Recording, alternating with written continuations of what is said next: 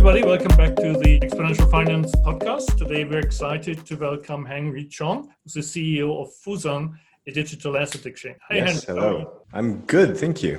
You have a very interesting background, and I smell a bit of a transformation journey in that as well. Yes. Given that Fusang has a certain origin story, maybe start at the beginning, how you got here ultimately. I guess the story is a little unique in the sense that you mentioned transformation. Fusang as a company was originally founded in 2014, actually to do fund management for both family offices and institutions. So we set up and managed licensed entities in Singapore, Hong Kong, and Malaysia. But even before that, my family founded and continues to operate a group called the Portcullis Group that for the last 37 years now has helped, again, both families and institutions operate what I broadly think of as financial infrastructure, the plumbing. The boring stuff that no one ever likes to look at, but that keeps everything ticking over. And we would provide services such as acting as company secretary, acting as trustees, as fund administrators, custodians, the real base level guts that a lot of the capital markets is based on. So to give you an example, if you set up a BVI company, which is used obviously in a plethora of capital markets transactions, someone somewhere needs to actually go to the registrar, incorporate the company, and then manage that company entity. I think a lot of people in today's world, given how digital everything is, don't understand how paper-based a lot of those processes are, right? You assume that, this is high finance and millions of dollars of transactions, and surely there's some magical process, failing to realize that actually in many cases, there are humans hitting print on printers to print out share certificates. And really, that's what set Fusang on this whole journey, where about 3.5 years ago, we were looking to buy Ethereum out of one of our regulated funds. And we decided that we couldn't, not because of the asset, but because we couldn't find any service providers. We couldn't find brokers or fund administrators or custodians. That's changed a little bit over the last few years, but not that much. A lot of people are very focused on pure crypto assets, things like Bitcoin. How do I trade it? How do I hold it? And thinking a little less about what happens if I'm looking at a blockchain-based security. What if these are company shares? What does that mean, really? What does that mean both to the investor and also to the company who's looking to issue these shares? And more specifically, can someone actually help me solve all of my problems, not just regulatory and etc., but operationally? Like, who is literally helping me do each step of the process? And for traditional assets, that infrastructure exists. It is clunky. It requires a huge number of firms to do, but it exists. And it exists in such a way that people don't need to really think about it. Right? I want to IPO a company in the Hong Kong Stock Exchange. I set up a Cayman company. I don't really know how that works, but all I know is I go talk to a company secretary and they handle it, right? There are a whole industry of lawyers and etc. to do these jobs. And so for better or for worse, it works. But it works because there's a lot of paper and a lot of people involved. That really is what got us thinking, where we said anything based on people and based on paper cannot survive in 2020. Certainly not in today's world where everything else is digitized. Somehow the base level of financial markets, these millions and millions of dollars, escapes digitization. I think it's partly the case because people just don't realize, including people in the finance industry. I have a lot of friends who used to work at giant hedge funds and then spun out to start their own hedge fund. And they'd say things like, I never realized the actual operational mess that goes into just buying a share. I used to call my prime broker at Goldman Sachs and then some magic happens and I don't even know where it is, but I trust that I own the share somewhere. And once you actually have to do it yourself and start thinking about these operational processes, that's when you realize just how messy it is. And I'll give you an example. I'm sitting here in Hong Kong now. I talk to a lot of people about the fact that Hong Kong private companies still require physical paper shares. And no one believes me. They say, can't be true. Yeah, right. Hong Kong companies must have physical paper shares. And every time you transfer them, you must pay stamp duty. And in Hong Kong, stamp duty must be stamped. I mean, with a chop. You go to the stamp duty office, they go, chunk, and then the share transfers. And I think a lot of people, when I say that, it just blows their mind. That in 2020, when so many things are being digitized, that is still the case. And that's really what Fusang is trying to solve for. And we say, look, a lot of other people are going to touch on different areas of financial infrastructure. What we want to squarely focus on is that base level of how exactly do we take these paper shares? And when I say paper shares, so Hong Kong has physical paper shares, but even different countries, to me, it's still paper as a technologist, right? You might have a PDF, but it's a picture file. It's not machine intelligible. And I said to an engineer, that's paper, effectively. Our question has always been, how do we take these paper shares, assets, bonds, funds, the whole world of traditional assets out there and just represent them in digital format? And that's it. We're not really looking to reinvent the wheel or magic up new kinds of assets. We're just looking at how can we bring digitization to finance, to these assets, in the same way as I think digitization will touch everything else in the world. Starting to think about this in 2015, you were really very early, and also service providers in this field didn't exist. And everybody knows the history. We had the ICO wave, we had the IEO wave, and now we clearly have the security token wave. So everybody has caught up with you in a way. How has the thinking around how you're going to build this business changed? I actually don't think we've had the security token wave yet. I think that there is the most colossal hype execution mismatch I've ever seen in security tokens, in that everybody talks about them and most people will say, sure, they're the future, right? Okay, we had ICOs. It was fun. It was an interesting proof of concept.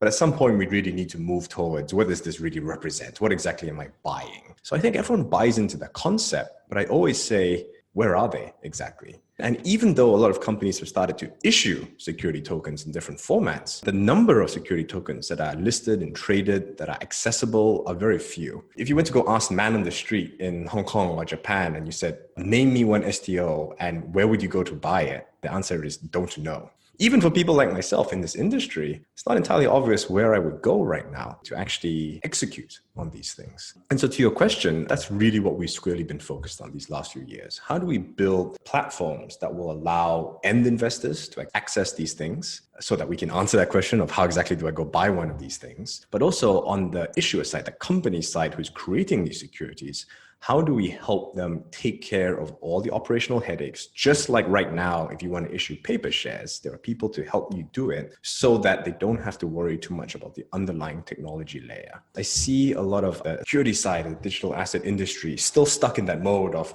I'm building the latest, greatest technology issuance platform and it's going to be magic. That's all great, but as it is, what we have today with paper shares is so archaic. Anything is an improvement. And so to me, the question is more, can you execute on something end to end? More so than do you have the perfect platform? Not least of which is because, like it or not, regulators will always try and fit new things into existing boxes. That's just the way it is, right? They see something, they say, where does this go? Our belief has been that the financial industry will continue to need all of the roles that you see today. Brokers, custodians, fund administrators, underwriters, listings, everything.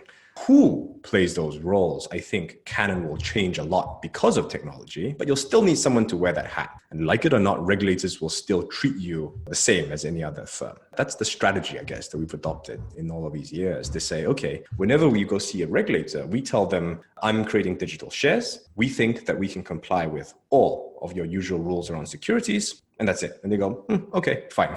As long as you tell me it's a share and you can meet my rules, go do whatever you want. I don't really care about the technology layer. So to me, again, that's always the question. Can we make it fit into existing regulation? Can we actually help issuers through that operational process end to end? And perhaps most importantly, for end investors, is it convenient for them to actually go and buy these things in a way that they don't need to care about what the underlying asset is? No different than when I go buy Apple shares. Let's face it, the vast majority of people have no clue where those shares are, for that matter, right? You buy the share and then what? Where is it? What are you buying? Exactly. Where is Apple even incorporated? Like most people, I guarantee you, have no idea. They've never seen an actual Apple share certificate. They just say, well, you know what? I have trust, right? People buy it all the time, so it must be fine. I call my broker on the phone and I say, buy me an Apple share. And he says, done. And I trust that it's done. That's where the security token industry needs to get to. Where people say, log into platforms like the Fusang Exchange. I click to buy and I have trust that the magic has happened and I now get to own a security token. And the question is, can we offer a unique experience to investors? Can we give them access that is better, cheaper, faster than traditional assets? And most importantly, are there interesting and unique assets for them to buy that they cannot access right now? Picking up on your end user point, especially in the US or even in Hong Kong with 8 securities, and trade accurate for free. Yes. So from an end user experience, it is a pretty simple, in case of a Robinhood, also very gaming experience. Yes. hardly anything you can improve on that for me necessarily, but the unique asset side, Yes. it could be an interesting one. Absolutely. And that's why, at least with the way Fusang is architected, we view blockchain technology as making our lives easier. Our end customers have no direct contact with the blockchain. No different than when you click to buy a share on Robinhood, you don't really see the back-end stuff. You just say, I want to deal with a user interface. And we've built our user interface in such a way that both retail investors can just log in and execute trades. But also, if you're a hedge fund, we've always thought that you will want to be able to route trades to us like you route trades to any traditional exchange. And I think the issue right now is a lot of venues go to these funds and say, hey, if you sign up for a MetaMask wallet, here's how the blockchain works, and this is how you can make a trade. And they say, I'm not interested. They just say, I have a brokerage system. If I can plug my existing brokerage system into your exchange, I'll make trades. If you tell me I need to replicate a whole stack of infrastructure to make a few trades, I'm not interested. Imagine if you were a traditional stock exchange and you went to a fund and you said, hey, to trade with my stock exchange, you must rebuild everything. People would say, there are plenty of other stocks in the world to trade. In terms of the investor side, I completely agree, right? It has to be a very thin and a very transparent layer to the user where they don't really need to care. And it's just about, okay, access is easy enough, number one. And then number two, the question is, what am I buying? And I think that's also a big problem in the security token industry right now, where people buy assets or pitched assets purely on the basis that they are a digital asset.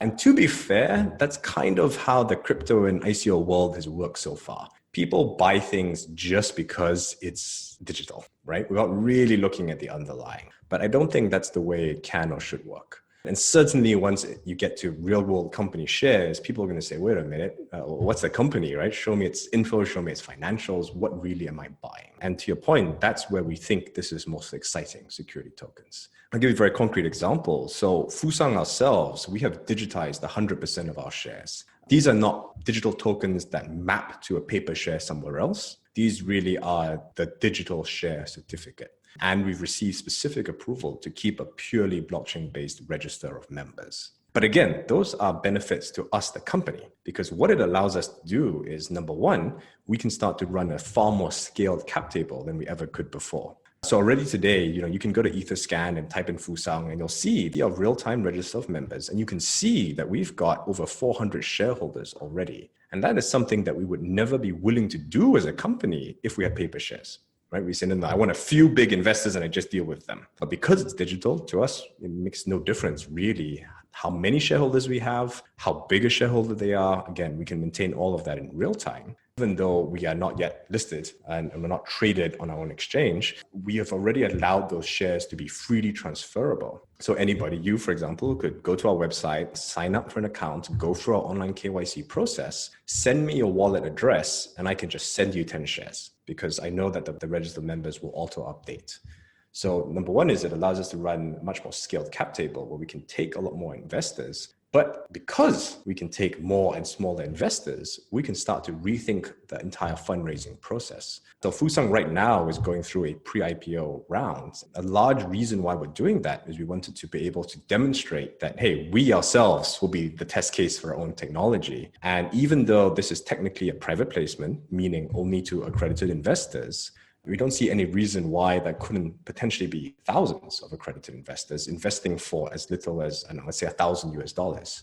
Right now, private placement means talk to a few institutional investors or family and friends for relatively big sums of money. And then one day you go public and that means lots and lots of retail investors, small tickets. I think that's a false dichotomy, right? That's purely down to operational restrictions right now. But once everything is digitized, like for our own shares, we can say, look, go to our website, right? You can view our offering documents. You can go through a purely online KYC process. You can send us money and we can send you back digital shares, all without us having to meet face to face. Just that one ability to rethink how you play shares, I think is a much bigger deal than people realize. I think a lot of people are caught up trying to do stuff that's kind of up here and very interesting and sexy without first worrying about the basics. But I think those basics are interesting enough because to me, the ability to digitize what it means in terms of a company doing fundraising, in terms of who can be your shareholder, it's very similar to the shift from traditional offline commerce to e-commerce. E-commerce wasn't just mail order catalogs online. It really redefined that relationship between the buyer and the seller. Disintermediated that process. I now can set up a company and sell globally on Amazon direct to my consumer, where before I would have had to go to the Lane Crawfords of the world and beg them, put my product on their shelves in the front. The intermediaries used to have all the power, the distribution networks. And now it's flipped so that the companies and the brands have the power because they can go direct to consumer. The same thing has happened for social media. It wasn't just, it's online communication. It reshaped that relationship. So before, the distribution channels, the magazines had all the control. You had to go run an ad in these distribution channels. Now I can go direct and talk directly to my consumer. So you can sell direct to consumer, you can communicate direct to consumer, but even if you're a very digital company who does everything digitally today, if you want to raise money, you talk to a bank, or you talk to a venture capital fund, or you talk to some family friends. To me, the exciting thing about digital assets is we can take that same fundraising process and digitize it in the same way we have for how we sell goods and how we communicate to our customers.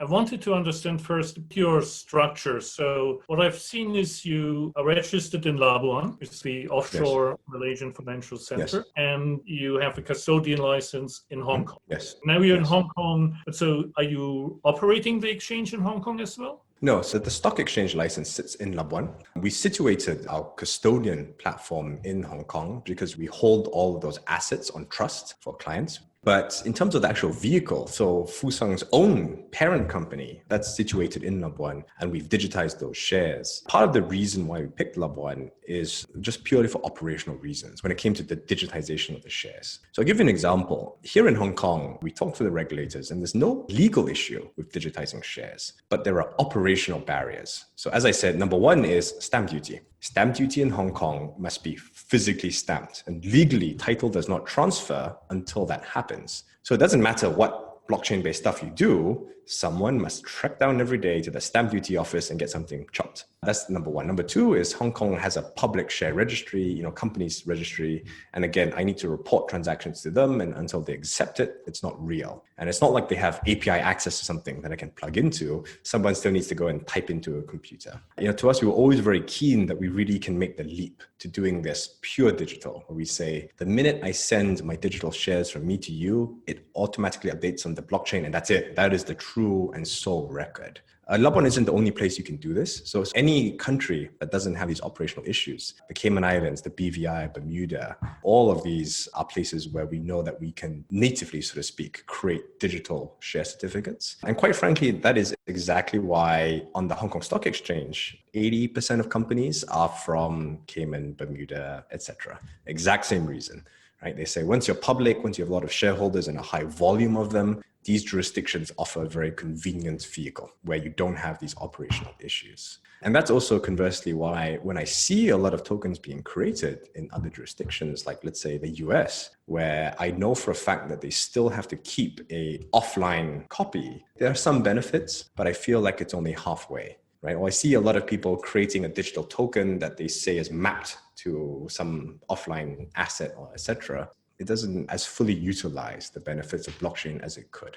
What does it mean then in turn for the access for retail investors to you, where Singapore and Japan, for example, might have their own regulation around it? What's your ability to access investors and pull them into your platform? We have no issue with dealing directly with retail investors because a lot of these jurisdictions are still trying to figure out how they want to deal with security tokens. But whenever we talk to regulators, they say, what we really mean by security token is where you have a token and it is a security, but it's not a share, it's not a bond, it's not a fund, it's something a little different. To be fair, I think the reason why a lot of regulators are looking at it like this is that there were a lot of people who were trying to raise money through an ICO and their lawyers told them, you can't do that. The way you're running this, it is like a security offering. And so they said, okay, we'll just call it a security on the tin and that's it. But they didn't change anything about the underlying structure. They still are sort of highly complex instruments in many ways, which traditionally would look a lot like derivatives. They say, I have this security vehicle and it has the right to another vehicle's assets and here are all the terms and conditions and etc. So quite rightly, again, regulators say, okay, what box does this fit into? Oh, it looks like a derivative. It looks like a securitization vehicle. Okay, only accessible to professional investors because it's a complex instrument. And what we've told regulators and what they all seem very happy with is to say, look, if we move away from that, if we're doing just pure shares, real life company shares, for example, we, the issuer, have a requirement to keep a register of members. It doesn't specify how. It doesn't say you must write this down on a piece of paper or that you must have it in an Excel sheet. It just says, hey, you better make sure you know who your shareholders are. And so we say, look, we have technology to help us do that. But as long as we comply with all the same rules as though we were placing any paper share, we don't think there's any issue doing that. And that's exactly why we always encourage issuers to say, look, why don't you just jump to doing a full-fledged share offering? Apple sells shares, right? You want to buy a share, you get ownership in Apple. It's very direct. It's very simple.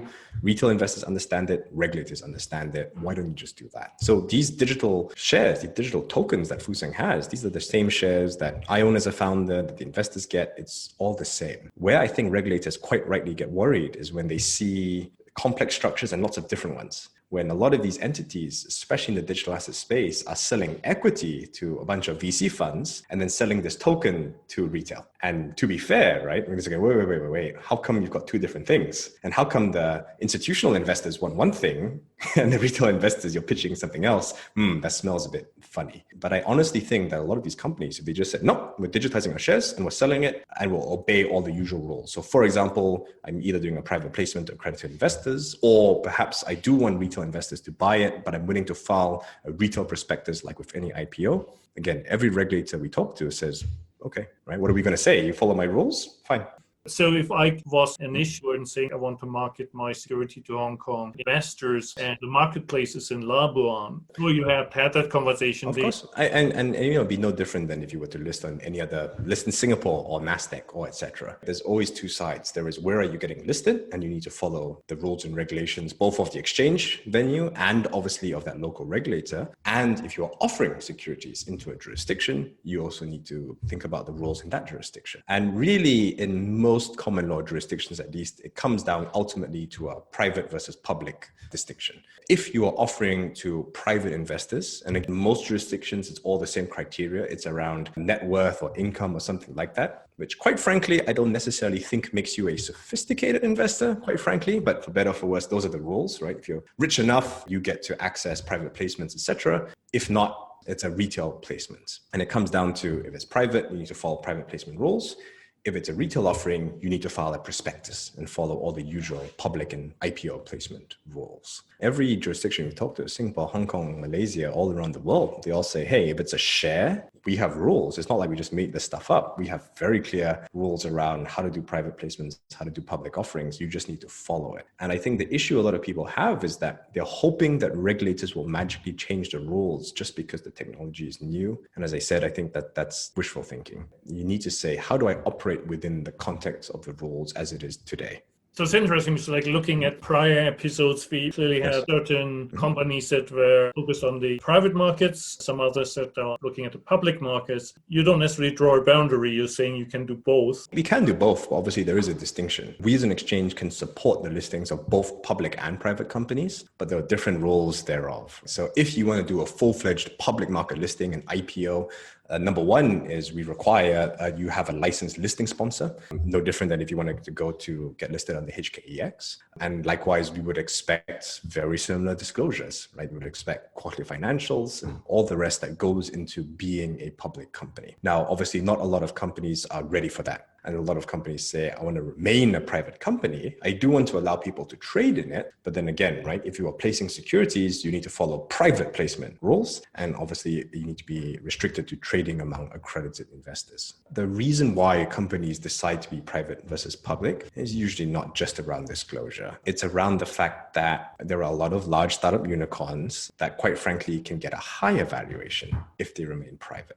For a lot of different reasons, right? The way that private capital works and the amount of money sloshing around there, they don't actually want to be subject to market forces, right? And being traded and having fluctuating valuations. Because I think the truth is a lot of them would get substantively lower valuations if they were public today. And you already see that in a COVID world where some of the entities, these giant unicorn startups that are getting listed, are actually looking at much lower valuations than their last private fundraising round. Big dividing line, private and public before, was always I talk to a few large institutional investors when I'm private, or at some point, I just have tons and tons of shareholders that are nameless and faceless and out there. I actually don't think that that actually has to be the case. And part of the reason why I'm so excited about the idea of having digital shares is that I think you can begin to rethink what it means to be a shareholder. The ICO days, especially in 2017, were quite frankly a massive hyperbubble. But I think that they were a really interesting proof of concept. They showed that even if you had this token that quite frankly was worthless, it wasn't based on anything,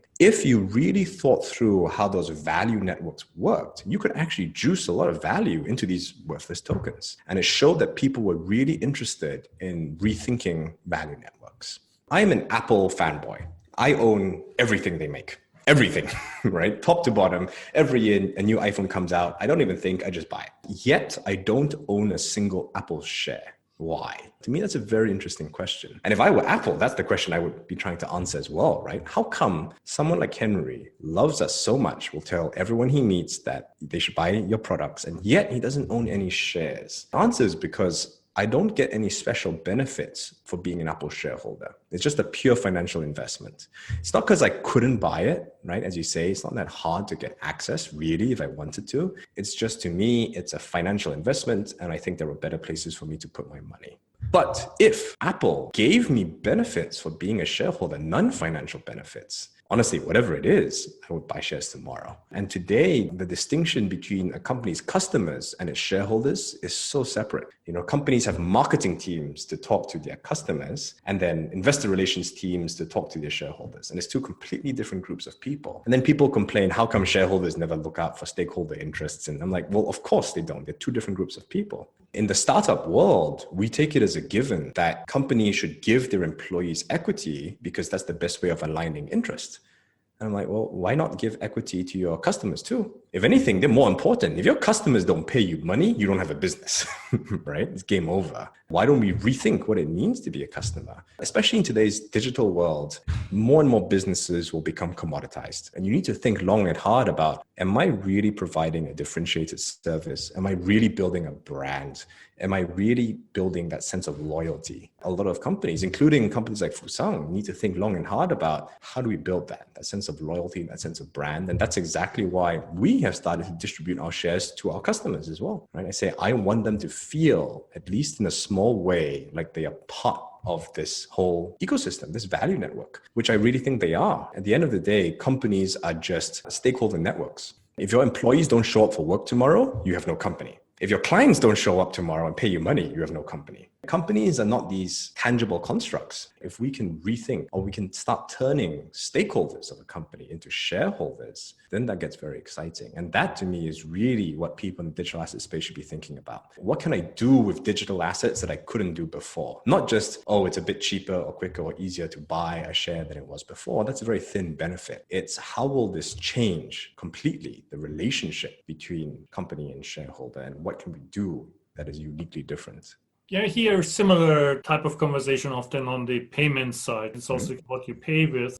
If you can incentivize the holding of Apple shares, getting a discount on your next iPhone by actually paying with Apple shares rather than Hong Kong dollars, that would be maybe a good incentive too. And you would need to prove that you have held them for a certain duration prior. But in the same way that you can do real world transactions with Bitcoin that gets converted on the fly into the currency, you can do this. Why not can do it with securities? Right? Exactly. And Fusang has started to do exactly this. We said, you know, as a digital company, traditionally, we would go to a Facebook and we would run some ads and we would have a certain cost of acquiring every user. But I said, look, instead of me paying Facebook, why don't I just pay the user? Because genuinely, the more users we have, the more value we as a company and as an exchange have. So why don't we just give back some of that value to users when they sign up? It's just not possible with paper shares. With digital, that is very possible. When we say, you sign up for me, I give you my shares. Number one is I don't have to pay cash out of pocket to Facebook. But also, I think even if you're a tiny little shareholder, there is a categorical difference where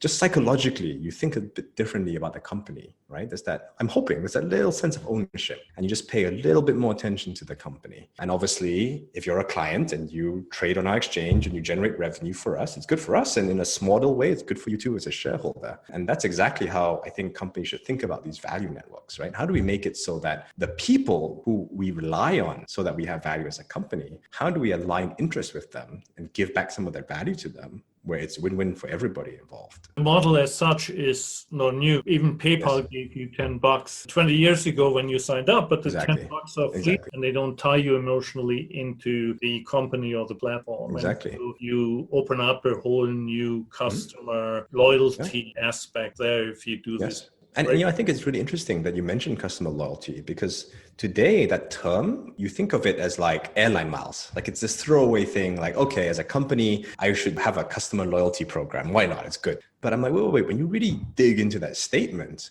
to me, this is the most fundamental thing. If you don't have customer loyalty, you don't have a business, right? Then you're just competing on price. And okay, sure, in any category, maybe there's one company that can do that, right? Could be the cheapest and etc. But the reality is you need to build a brand. And I think this is true of every business, right? If people are just competing on price, they'll just go to whoever's cheaper and you have a price war and nobody wins. You need to rethink what it means to be a customer. One of the statements I like, you said the age of bearer instruments is over, long over. And so there shouldn't be the fear of KYC, AML, and the digital identity. The digital identity is your own technology. Have you licensed something, and how you view this generally? Because in many markets, fundamental problem for anything blockchain related is the lack of a digital identity. We've built our own platform that we very creatively call the Fusang Digital Identity Platform, precisely because of what you mentioned. A share is a token, right? Like even if you have a paper share certificate, legally, that's just a token, right? Just because I hold it doesn't mean I own it. I have to register that share in my name.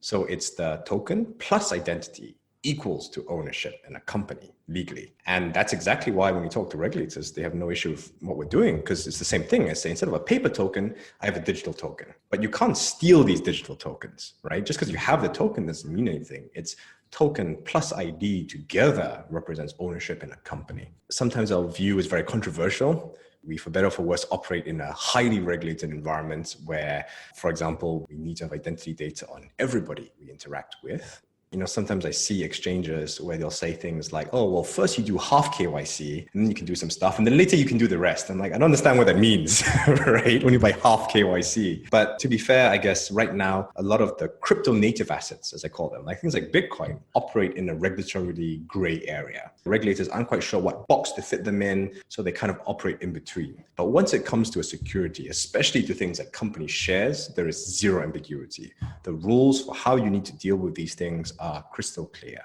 I guess there are other people out there trying to take different approaches, but that's not our approach. We think that there is so much benefit to being able to just provide a digital interface, and that most people actually don't mind at all following those rules. Most people don't mind at all giving the identity information and going through KYC has been our experience. And I guess conversely, people are not interested in that. We're quite frankly not interested in dealing with them. It was in June, end of June, you announced partnership with Securitize with Carlos, who spent a lot of time in Japan as well. What's your expectation for that partnership? There's a lot of security tokens that have been issued, and there's just not a lot of activity with them. You know, a lot of traditional companies have issued things on, let's say, the Ethereum blockchain. I'm talking tomorrow with a gentleman from Morningstar who did a rating on a bond that Fatburger issued. But it got issued, and then nothing happened. One of our top priorities in the next few months is just providing a home such that these security tokens can get listed and traded on our exchange. But also beyond that, obviously, we think that to take us from here, pre-IPO round, to when we're ready to do our full-fledged IPO, we need to be able to demonstrate that we can just take real-world assets that people would buy, whether or not they're a digital format, just because they think it's an interesting asset, and show that we can actually take them through this end-to-end process and get them IPO'd. And so, for example, some of the things we're working on in the coming months that I think are quite exciting, you know, we're in the process of listing a bond from a global bank. The bond itself is bog standard boring. It's about as risk-free as gets. It's fully guaranteed by the parent bank's balance sheet, and so predictably has almost no return, right? Especially in today's low interest rate environment. And these are the kind of things that this bank will list on traditional stock exchanges all the time, right? Nothing terribly exciting. But we think if we can show that we can digitize that as a fully blockchain-based asset, that again, people can buy and access in a unique way, that alone is very interesting. And that's exactly the kind of proof points we're focused on. Just taking these very traditional assets and showing that you can give people access in a unique way.